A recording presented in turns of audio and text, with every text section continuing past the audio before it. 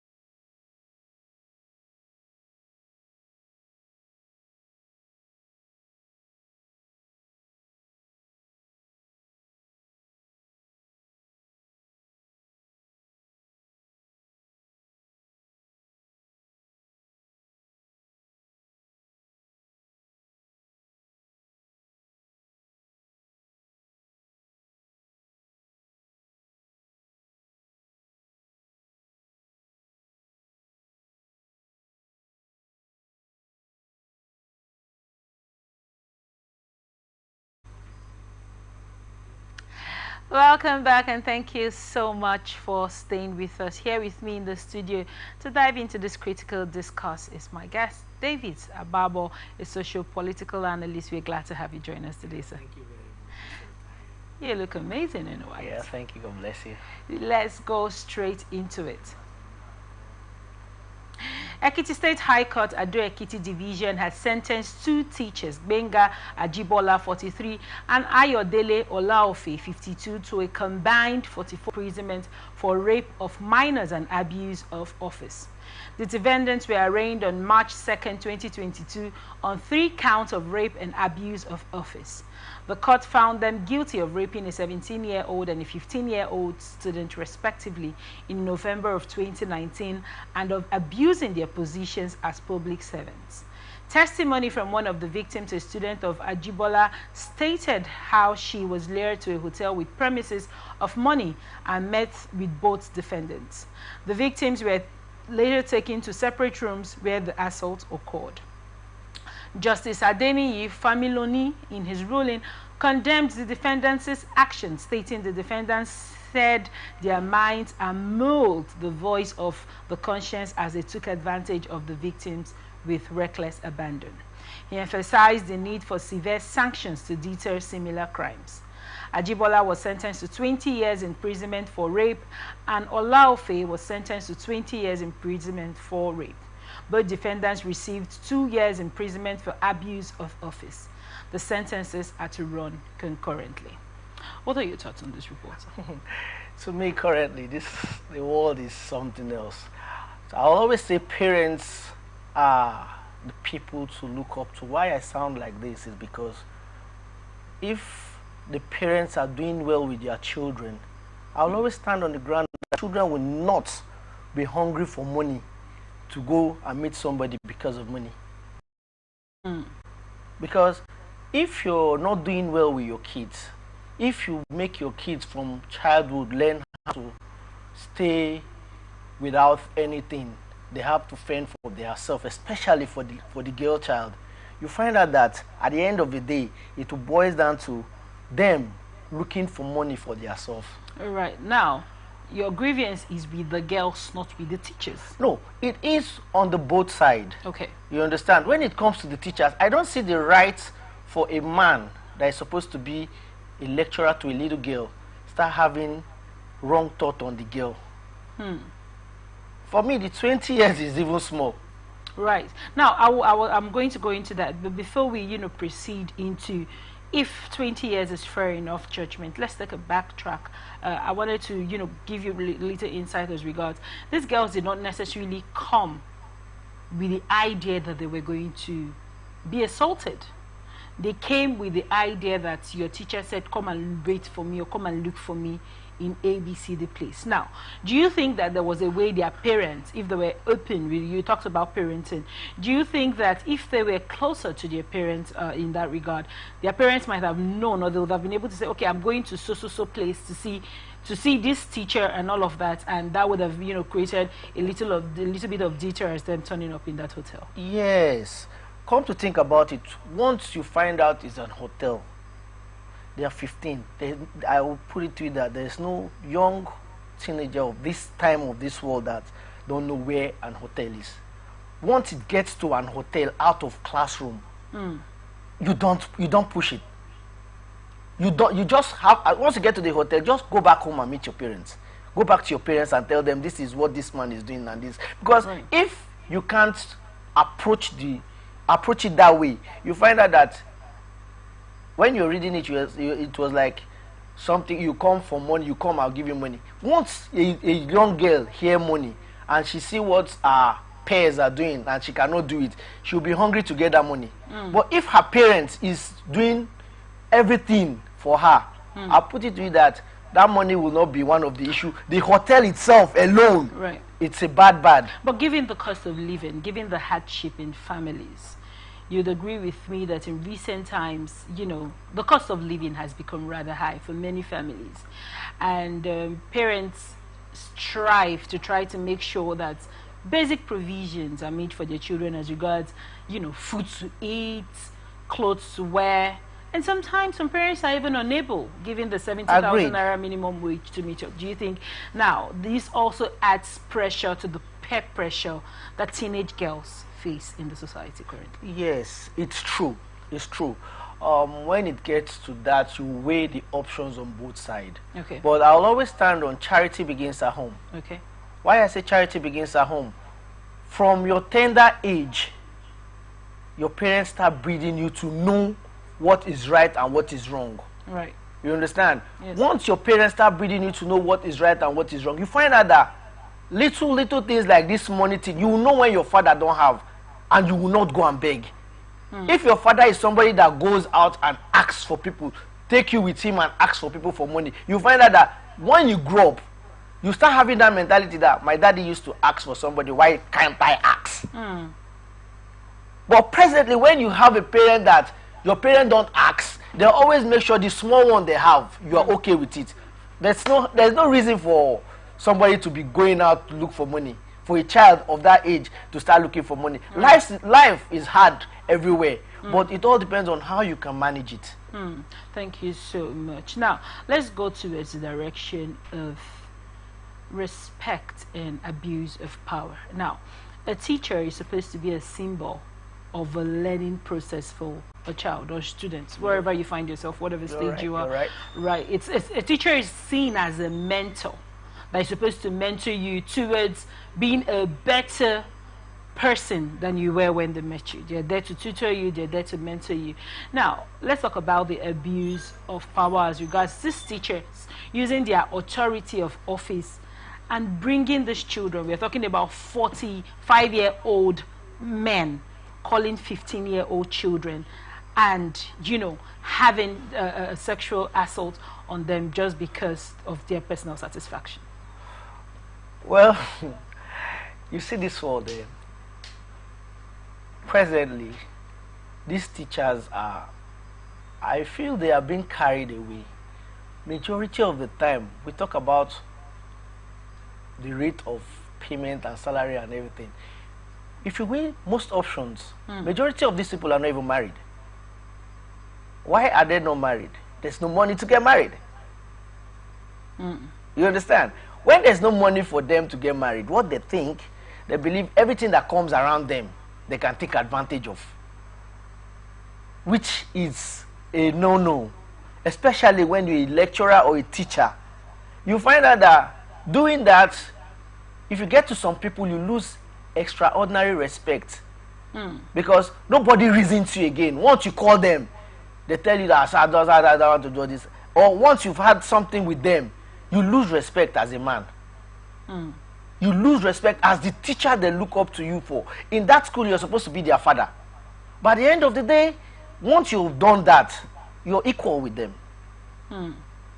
You're equal with them. That is rather sad. You rightly mentioned that 20 years is not enough jail time. Now, in recent times, the case of rape has grown over the roof. It's become a topic for every other day. You go through the bulletins, you go through the reports. You're sitting down in the ambience of your home and you're turning on your phone or watching the television, and there is one rape case or the other. Why do you think this has gotten on the rise? Why do you think it's so high now? To me, I would say, if you reason with me, I would say, one, back in the days, it was not really like this. Why? Because they had places where if you're a matured man, you want to have something like that. You just get small money, you go there and do what you want to do. You pay your way and you go. But today, there's no money for anybody to even do it. So the people now look at it as something that is right to them. That's why I said 20 years is small. If they are 40, you're giving them 50 years. By the time you're coming out from that place at 90, only your spirit will tell you you've committed sin. Right. So you think the jail, how many years of jail time? Do you think that 20 years or 50 years is enough for the moral trauma, the psychological trauma that these girls would have faced during the time of rape, during the long-term effects this act would have had on them as they are growing up into women? Do you think 50 years is even enough time to make the punishment worthy and act as a deter to other people that want to go into raping young girls like this? Okay. To the girls, it's going to be hard to pick up your pieces, especially coming with the aspect of rape. Your head will never be okay. It takes the grace of God for you to pick your pieces. Right. For the person in charge of the rape, the guy in charge of the rape, 100 years is even small. Why I say it's small? Because the person has to face that pain he has done to somebody for the rest of his life. All right. So that tomorrow, if you come out like after 50 years, for example, they're giving you 50 years, you're 40. When you're coming out today, when you come out after 50 years, you're 90 years, you have story to tell another person.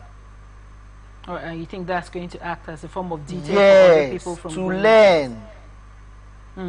Do you think that our short justice period, as regards when a case is reported, a guest of mine will always say the hand of justice grinds slowly do you think that that has equally, because we have lots of laws as regards things like this. We have the Violence Against People's Prohibition Act, the VAP Act, we have the Child Rights Act, we have all the ministries, Ministry of Women and Children Affairs, and all of these bodies coming together to say, okay, this is an umbrella for protection for, you know, women, men, children, and minors that, you know, get assaulted like this. Do you think that if they do enough amplification, these things are screamed enough, they do enough, you know, information sharing where people are well aware of this sort of things, and their consequences to act as a deter for other people? Because if a case moves slowly, right, now we hear that, for example, let's say, oh, there was a rape case last week, you don't get to hear about that rape case sometimes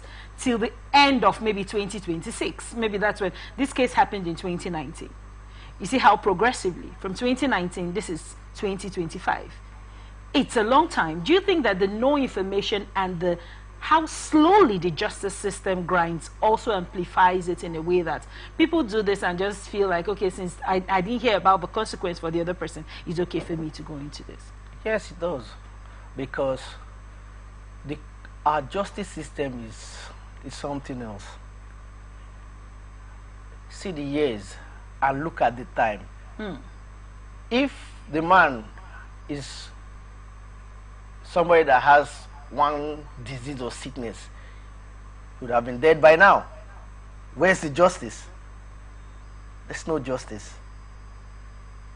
Because our court has their own issues. They are the people keeping most of these things the way we're seeing it today. Why I sound like this is because how will a case like this come up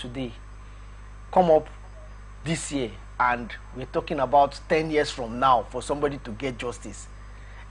You're trying to make the people believe that it's not really important. Anybody can do this and go through it. After 10 years, if we cannot, we settle out of court. Majority of them are settling out of court. Majority of rape cases presently, you can't, let me just give you some money. It ends there. Somebody that has money will do this crime. When it gets to the public, he will call the family inside. Like you said, people are hungry. He will call the family inside, call the parents inside. Take this 1 million, you guys should relax. You'll find out that everybody will calm down because they're hungry. They're hungry. So when it comes to that level, you find out that our justice system, for real, is not really helping us. Sadly so. Thank you so much for your insight on that report. We head to Ogun State. Ogun State Magistrate Court in Ago Iwoye has remanded 29-year-old Idris Miriam for allegedly sexually assaulting a 14-year-old boy in the Muslim high school area of Igo Iwoye. Miriam is accused of having unlawful sexual intercourse with the boy 8 times since December 23, 2024 in her room. The Nigerian Security and Civil Defense Corps NSCDC Ogun State Command spokesperson D.K. Ogbonnaya confirmed the arrest and remained in a statement on Tuesday. The incident was reported to the NSCDC by the boy's mother. Miriam, charged under Section 32 of the Child Rights Law of Ogun State, Nigeria, 2006, has been remanded at the Nigeria Correctional Center, Ijebu-Ode, for 60 days.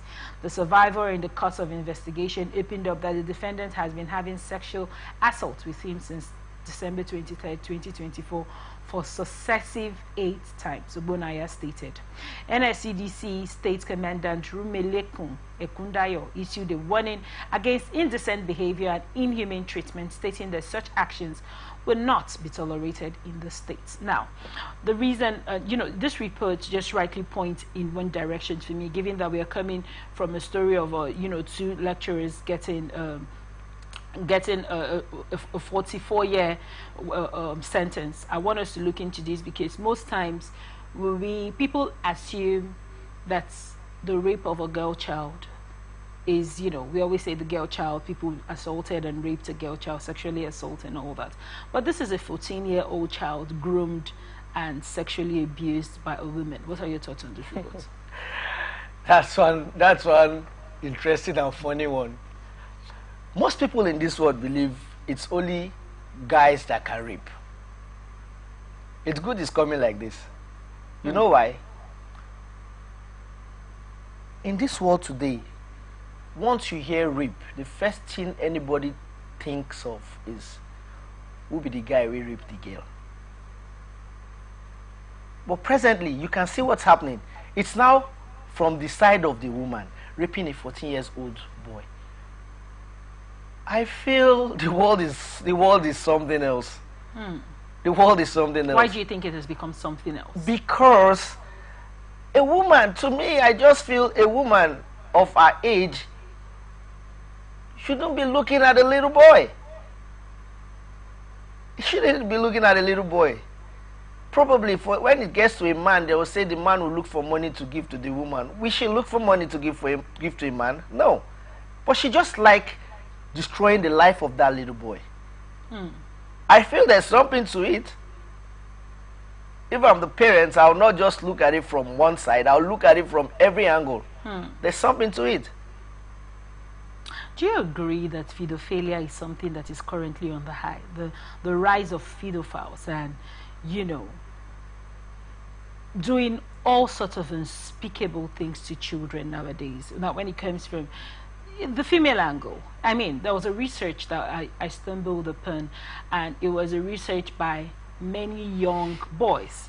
Now, many young boys have come out to say their first sexual experiences actually happened before they turned 15 and way before they turned 20, and it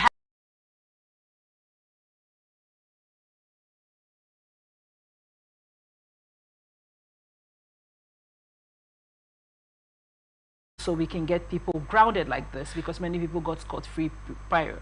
Yes. Like now, to the boys, they feel is enjoyment. To the girls, they feel is painful. So it's always hard for the boys to come out and say it. They look at it as fun and pleasure. What business does a 14-year-old have with pleasure? That's what you find out. Most of the problem. That's why when I point to the parents, to where you come from, your charity begins at home. I always point to the house, because majority of the time you find out that some parents watch films that little children can't watch, and they are watching it with their kids. For example, somebody watching Z-World with his kid. What do you expect that child to start learning from small? He learns how to kiss. He learns every wrong thing in this world. The child's learn. So when you can't chase your child out of watching this thing you're watching, the child learn from there. When the person sees somebody that wants to coach, he plays along. Great. Now, you just struck a point when you talked about watching certain movies with children. Now, I want to get your thoughts as regards the whole setup where parents fail or refuse to actually talk to their children about what sex is, about things like sexual relations, consent, grooming, things that I feel people are supposed to talk about, given how the cases of rape has actually skyrocketed, as it were. We just saw that of 2 men just now. We're talking about that of a woman. Why do you think, being a father, you're a father, I think you have your own children, being a father, why do you think parents shield themselves from having these conversations with your children? I'll come from the back in the days. Okay. When you're growing up, your parents feels teaching you about sex will make you want to have sex. For a girl child, what the parents will tell you is, if somebody touches your hand, you get pregnant. Do you think that was enough information for that time? It was then. Because if you calculate then and now, the means of childbirth from little children, then it was not like that. Because the mentality then was, if you give birth and bring your child home, you give birth, you go to where the father of that child is. Do you think it's a matter of what the parents say, or we had a higher value system then?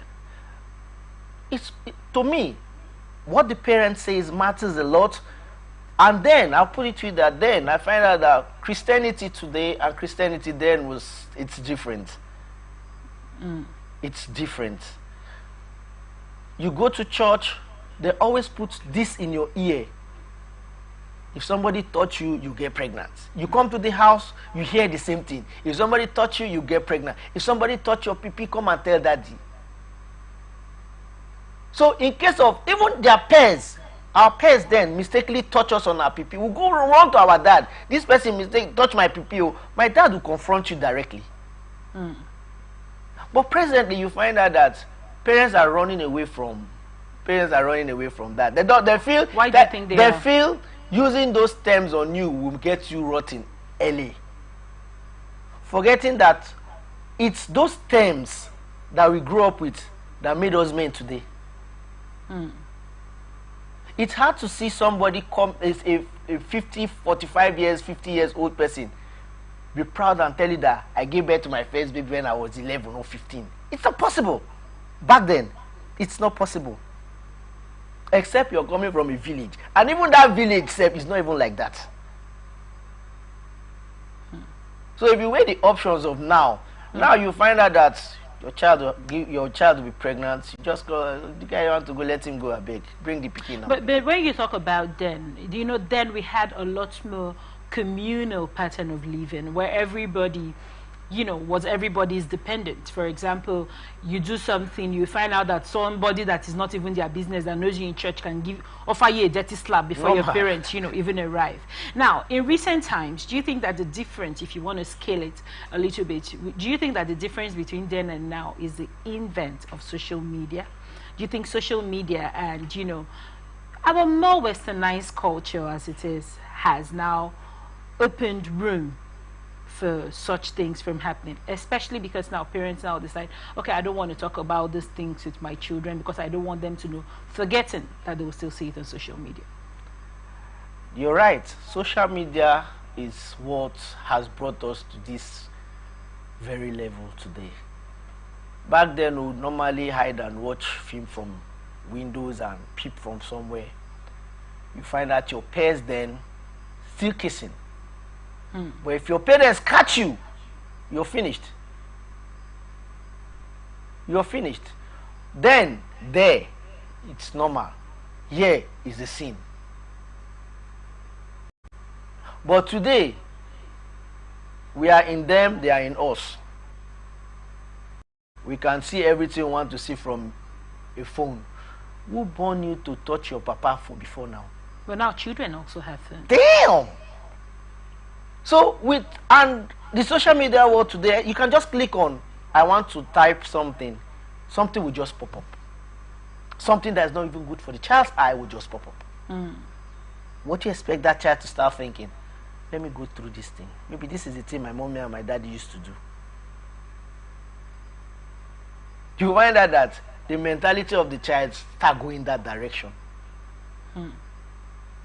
So if you weigh the options of life, social media is one of the problems. And come to talk about a lady sleeping with a young boy. I was going to round this session off with, given that we're religious people, you talked about church previously, and given that we're religious people, several sects and several people have different things of worship in Nigeria. You have the traditionalists, you have the people, the Christians, you have the Muslims, you have the atheists, you have every other person worshiping every other thing they choose. Everybody kind of believes in something in this, our current society. What role do you think schools, non-profit organizations, the government, and religion, what role do you think it will play in keeping children more informed? When you look at the story we just dealt with, the lady herself is she must have something she believes in. The child was sexually assaulted 8 times in December before it came out to the public. It wasn't 1 time, it wasn't 2 times. He wasn't chained on his neck and pulled in there. Now that is 8 times. That shows a child that probably is not, knowledgeable as regards what sexual relations is and rape and consent and all of the core things that little children growing up should actually know, given the pace and rate of this event. Now, what role do you think government, non-profit organizations, religion, and even schools via education, what role do you think they can play to keep children more informed so they would have the ability to say, no, I don't want to do this, and including the parents too? Sensitization. Okay. Sensitization. Why is it sensitization? One, most of these children don't know what they are doing. That's why I use the term, when it's sweet, you feel it's sweet. For the boy child, he never complains. For the girl child, it's painful. To some, their peers push them to. To some, their peers push them to. I have this friend that's a girl. She has not had anything with anybody, but she knew all her friends to having something with people. When she started, it was funny. When she was telling her friends that this is the person, they were like, ah. So if you weigh the options of life, you find out that your friends can lure you to what you don't want to do. Sadly so. Your friends can lure you to what you don't want to do. You said something before. Back in the days, you have parenting being taken care by everybody. Today, a teacher will flog your child in school for doing wrong. The parents will arrest the teacher. They don't flog my children. That parents grew up from somewhere they used to beat. Today, they don't beat your child. Your child. Today we do. So if you weigh the options today we are one-man parents. That's why we are where we are today. Thank you so much for your insight on that report. We go on a quick break, and when we get back with the rest of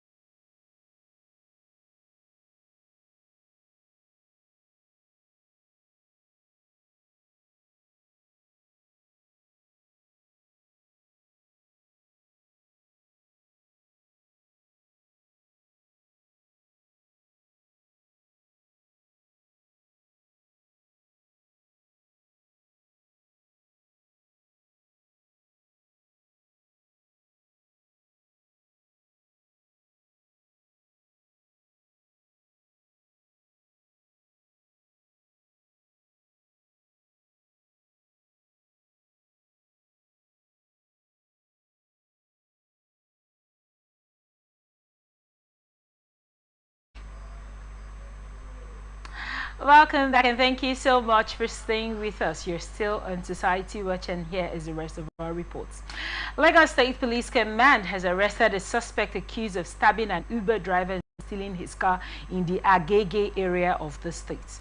The command spokesperson CSP Benjamin Hundeyin confirmed the incident on Monday, stating that it occurred at 7:34 p.m. on Saturday near Ileizik. According to Hundeyin, the Uber driver reported that the suspect boarded his Toyota Camry at Nitel, Old Abeokuta Motor Road, heading to Marriott Hotel, GRA Ikeja. However, upon reaching Ilazik, the suspect attacked him with a sharp knife, stabbing him multiple times before fleeing with the vehicle. A police team from Isokoko Division swiftly tracked the stolen vehicle to Oshodi, where the suspect was apprehended and the car recovered. The injured driver has been taken to the hospital for treatment, while investigations into the case are currently ongoing. What are your thoughts on this, reporter? Nigeria is a very funny country. For Uber drivers and Uber tips, there are two ball games there. Some people believe they cannot walk, okay, but they can collect from you and sell. The Uber man decides to get a cab and start doing his business. Somebody sees the car and believe, if I steal this car, I sell it for 20 naira, it will be better for me. This Uber guy got this car for 40 naira and is working every day for 5 naira every day. You get angry with him, decide to steal his car. What's your gain? What's your profit? It's only you that knows. And the beauty is, when you feel, if you can't kill the person, you get the car. If you're being caught, the same thing will go back to the court. Once you get to the court, you see the case will now be another thing. But according to the law, you're innocent until proven guilty in a court of law. Agreed. With stab on my body, they saw my car with you. What is the proof you want anymore? If I was dead now, what will you say? That's when you will be looking for proof. My car was found with you. Because, of course, evidence needs to be tendered in court as regards what was used for the stab, where is the knife, where are all of those things, before a judge can sit on it and say, okay, this person is actually... It's the police that will be coming to tell you that Petamo settled this thing outside court. Because I feel people has money to just settle it at outside court. I'm sure this is just small wound. But if you're dead, your car will be sold out for 20 naira and nothing will happen. The police will say they are looking for it, and it will not, you will not see anything. So if you weigh the options of life in this country, wherever you find yourself, you just have to pray and give God the glory for seeing life. Now, this is not an isolated case, given that transportation and some people lost their jobs a few years ago and went into transporting, via the route of e-hailing options like Uber and Bolt and all of those people. And for many people, they would say the security of those people to some degree is not guaranteed, because I've heard reports where someone told me that you get to see the rider, get to see all of the details of the driver, but the driver has little to no information of the rider. What are your thoughts on that? That's their major problem. You don't know me, I can book a ride from anywhere. Once I book the ride, I'll see your face. If I don't like your face, I'll not approve the ride.